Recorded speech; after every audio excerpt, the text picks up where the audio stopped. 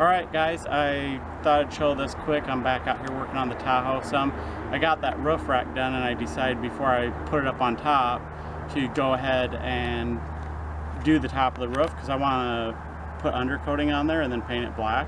So how I usually do that type of thing is I want to scuff that surface up some. I don't need to take the paint all the way off, but I want to get any wax or anything off there and give that undercoating like something to grip to instead of just that smooth surface.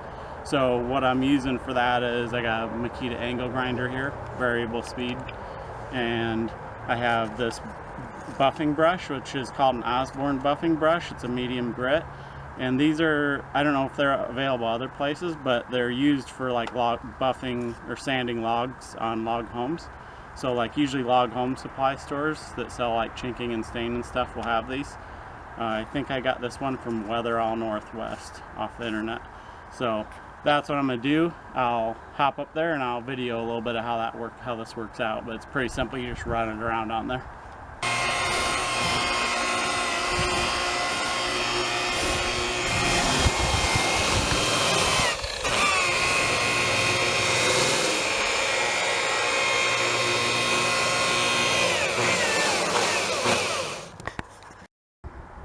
Alright, so here's what it looks like. I'm basically just roughing it up. As you can see, it's not removing the paint or anything. It might be, it's removing a little bit of that clear top coat is what you're doing, is digging into that. So whatever you're putting paint or the undercoating on, it gives that something to grip to, and it gets rid of any wax or anything that's on the top. And what I'll do once I'm done with this is I will wash everything down where I've sanded with simple green cleaner, so that just get rid of all the dirt and everything, give a good clean surface. And you really don't need to press hard with this. Like I can almost do this without even pushing on that, because it's basically just the weight of the grinder is enough to hold that down.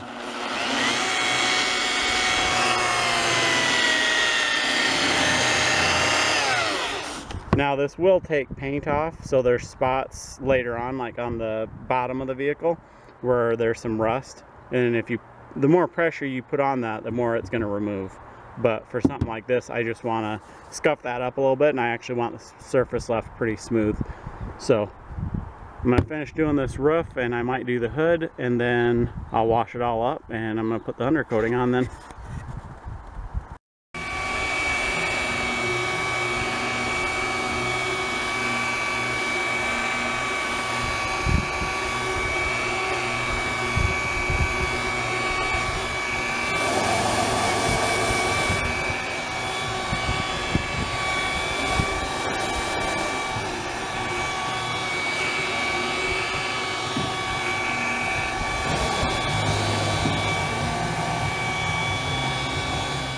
Alright, so that's about half the hood done basically, other than these edges. I'll pop the hood to catch the edges, but that took about 2 minutes.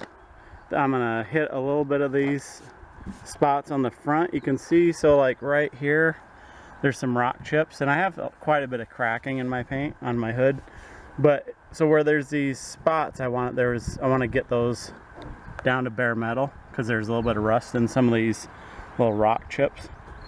And so I'll show you quick. If you tilt this angle or this buffing brush on its edge like that and put more pressure, I mean, it'll quickly go down to metal. Let me show you that quick.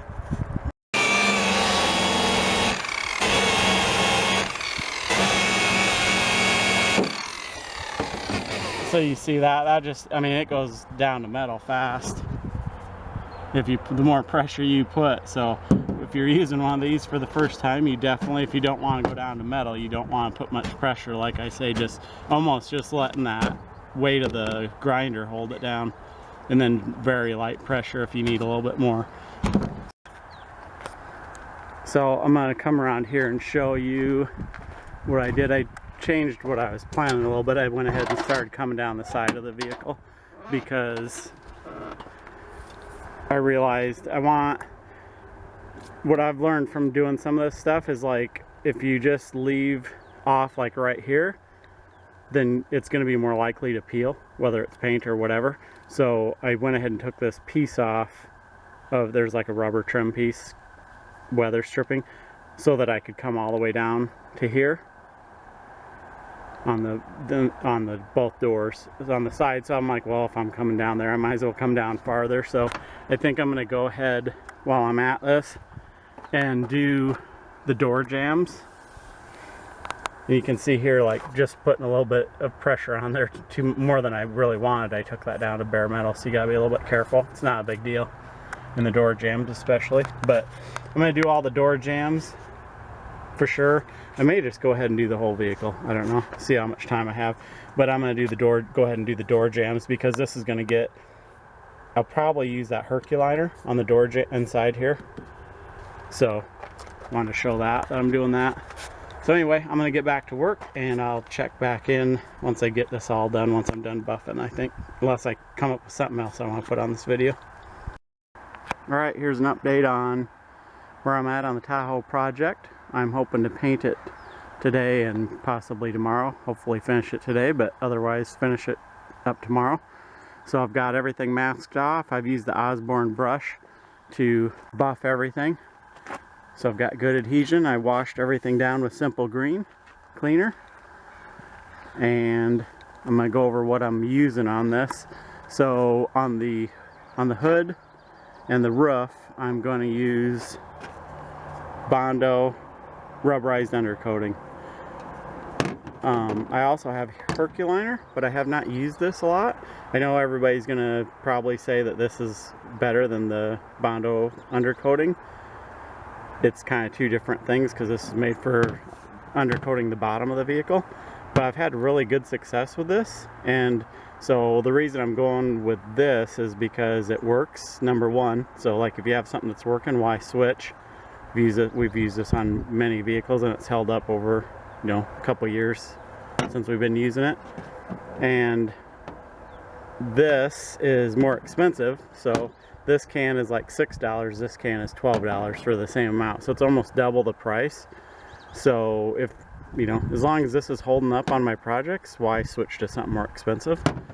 I am going to use the Herculiner in a couple spots. I'll talk about that later here in a few minutes. But so Bondo undercoating on the hood, the roof, and then I'm going to put a section down on the bottom of rubber undercoating.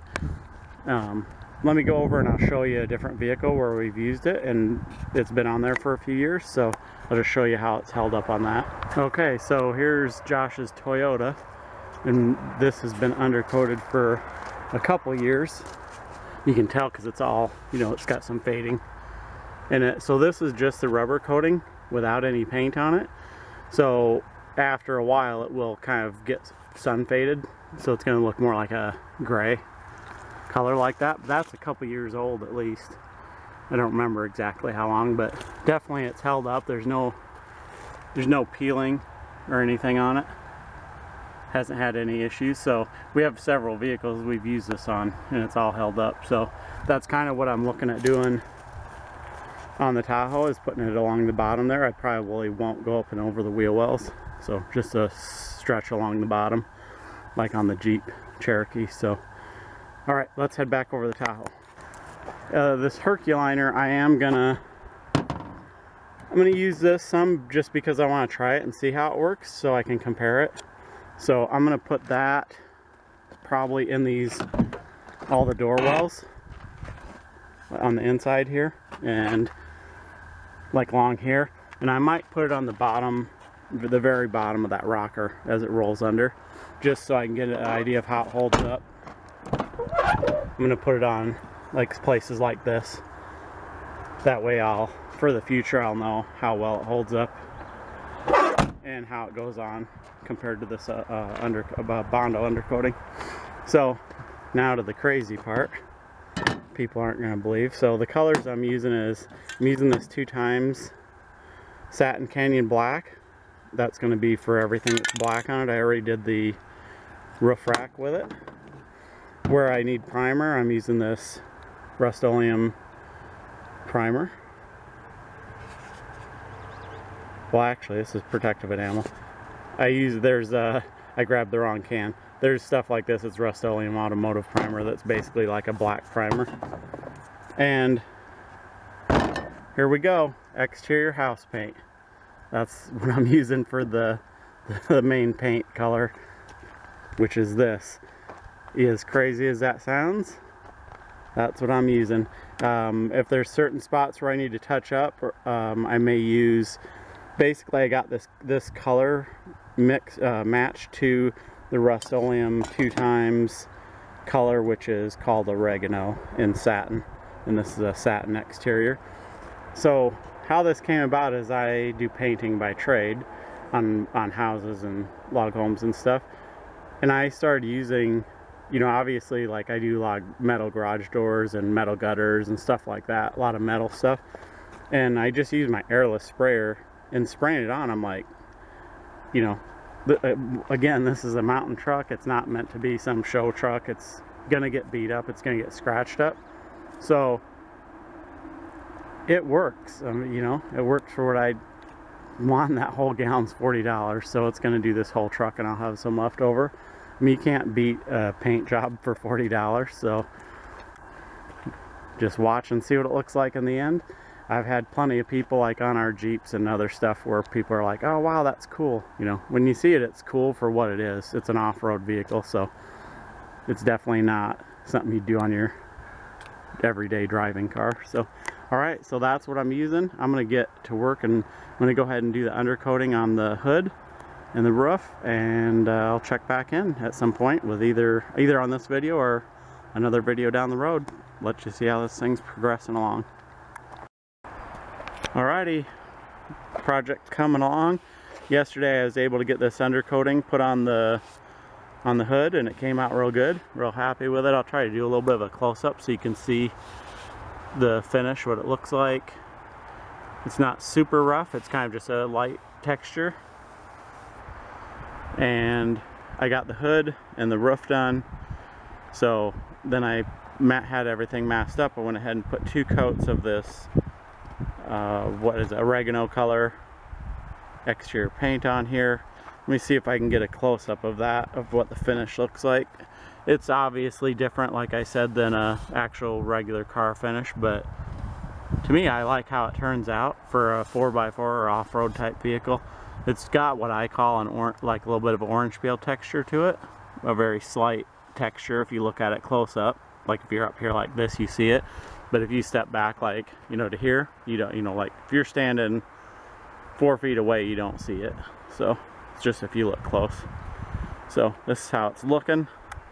There's Torty, one of the outside cats, coming to see what's going on. Hi, Torty. Keeps the mice population down here on the property. So anyway, I ran out of the undercoating to finish doing this stuff, so hopefully I'm gonna go pick that up today and keep moving forward on that. I want to get that done today too if I can, but I'm gonna paint the roof, go ahead and put a coat of that Rust-Oleum Canyon Black on the roof and on the hood.